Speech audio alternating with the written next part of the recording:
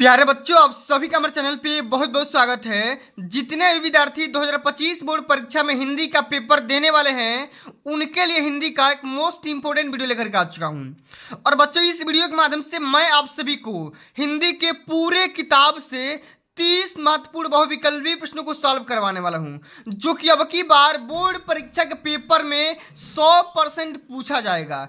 इसलिए आप सभी से हम्बल रिक्वेस्ट है, इस पूरे वीडियो को शुरू से लेकर के एंड तक जरूर देख लेना। वीडियो को लाइक कर देना, शेयर कर देना, चैनल पर नए होंगे तो सब्सक्राइब कर देना।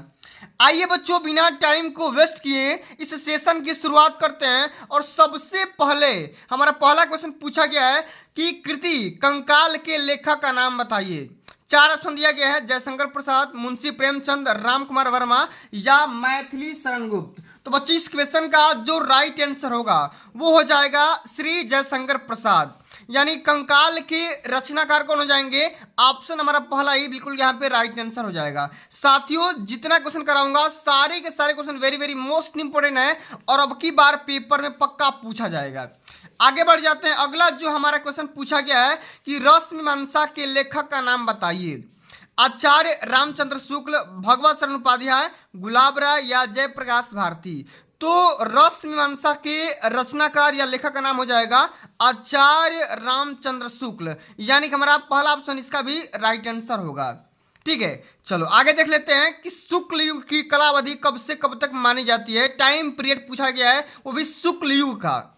यह भी क्वेश्चन कई बार पेपर में आ चुका है। 1850 से लेकर के 1900 तक, 1919 से लेकर के 1938 तक, 1900 से लेकर के 1920 तक या 1938 से लेकर के 1947 तक। तो बच्चों, अगर हम बात करेंगे शुक्ल युग के बारे में, तो शुक्ल युग का जो कला अवधि था, टाइम पीरियड था, वो था सन 1919 से लेकर के 1938 तक, यानी कि हमारा सेकेंड ऑप्शन इसका राइट आंसर हो जाएगा।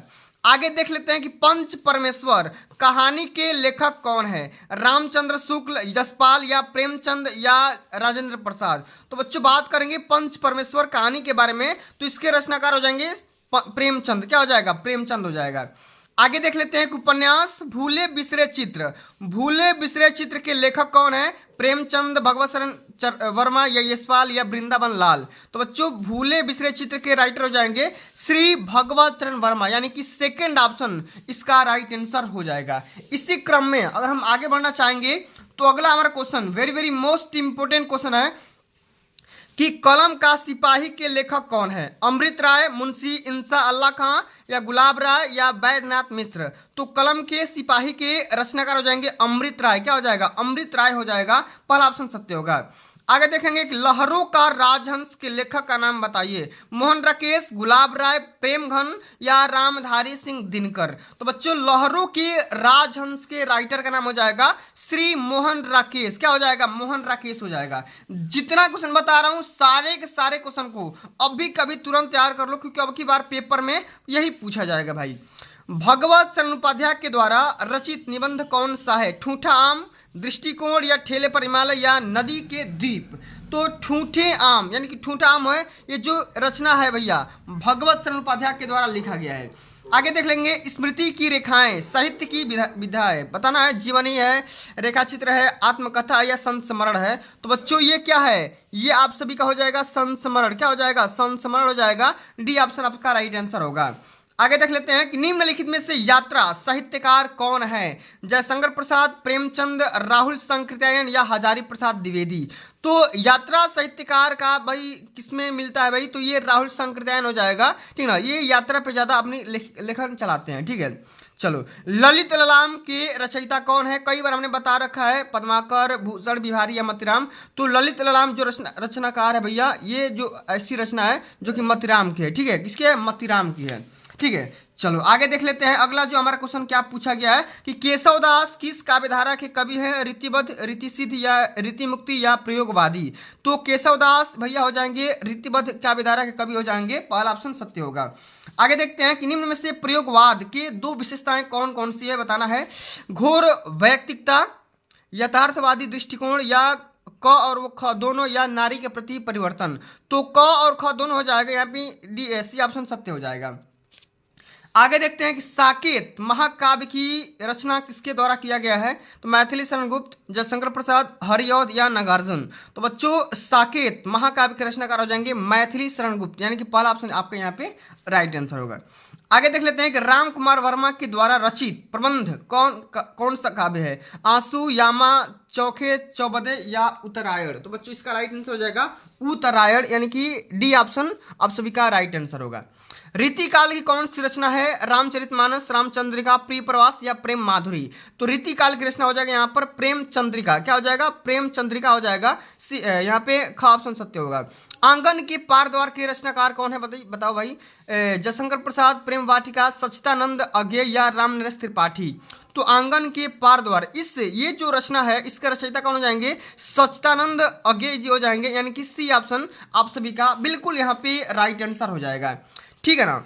चलो आगे देख लेते हैं। अगला हमारा question very very most important question है। क्या है क्वेश्चन, जरा ध्यान से समझिएगा कि सुमित्रा नंदन पंत की रचना है ज्ञानदीप, प्रेम वाटिका या छड़दा या युगवाणी। तो युगवाणी इसका राइट आंसर हो जाएगा, डी ऑप्शन सत्य होगा।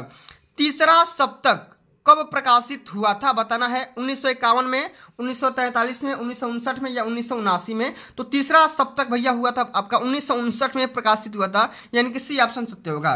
दीप शिखा काव्य संग्रह की रचना है भाई, बताओ किसकी रचना है, ये आपको बताना है।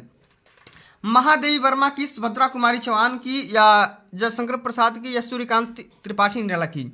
तो दीप शिखा काव्य संग्रह के रचनाकार हो जाएंगे ये महादेवी वर्मा जी। क्या हो जाएंगी, महादेवी वर्मा जी। हंसी हंसी भाजे देख दुल्ह दिगंबर को, पाहुनी जे आवे हिमालय की उछाट में। अब इसमें देखो रस की पहचान करना है, इसमें से कौन सा रस है। तो भैया हम सभी शुरू में देख रहे हैं कि हंसी हंसी, तो हंसी हंसी मतलब हास्य रस यहाँ पे हो जाएगा। यहाँ पे सेकेंड ऑप्शन आपका बिल्कुल यहाँ पे राइट आंसर होगा। ठीक ना। चलिए आगे देख लेते हैं कि हरिमुख मनहु मयंक, हरिमुख मनहु मयंक पंक्ति में कौन सा अलंकार है। उत्प्रेक्षा अलंकार, उपमा अलंकार या रूपक अलंकार या अनुप्रास अलंकार। तो यहाँ पे क्या हो जाएगा, तो यहाँ पे मनहु जनहु, यहाँ पे जिस चीज का बात किया जाएगा वहां पर क्या होगा, उत्प्रेक्षा अलंकार होगा, यानी कि आपका का ऑप्शन सत्य होगा। वह कब लौटेगा, अर्थ के आधार पर वाक्य का भेद बताइए। कौन सा आपका वाक्य है, आपको बताना है। प्रश्नवाचक, विषयवाचक या संदेहवाचक या संकेतवाचक, आपको बताना है कौन सा ये वाक्य है। तो भैया वह कब लौटेगा हमसे प्रश्न पूछा गया है, तो ये प्रश्नवाचक वाक्य हो जाएगा। ठीक है ना, इसलिए हमारा ये पहला ऑप्शन क्या हो जाएगा, सत्य हो जाएगा। आगे बढ़ जाते हैं। अगला जो हमारा क्वेश्चन पूछा गया, जरा ध्यान से समझिएगा। क्या है क्वेश्चन कि बीमारी के कारण उससे उठा नहीं जा सकता है। अच्छा, अब इसमें बताना है भाई कि ये कौन सा वाच्य है, कर्तृवाच्य, भाववाच्य, कर्मवाच्य या इनमें से कोई नहीं। तो ये हो जाएगा भाववाच्य। क्या हो जाएगा, भाववाच्य हो जाएगा। सेकंड ऑप्शन सत्य होगा। अनु उपसर्ग लगा करके सही शब्द बनेगा कौन सा। अनु मतलब कि भाई उपसर्ग पहले लगता है, अनाचार, अभिमान, अनैतिक, अनुभाव हो जाएगा, क्योंकि भाई अनु इसमें पहले दिखाई दे रहा है। ठीक है ना।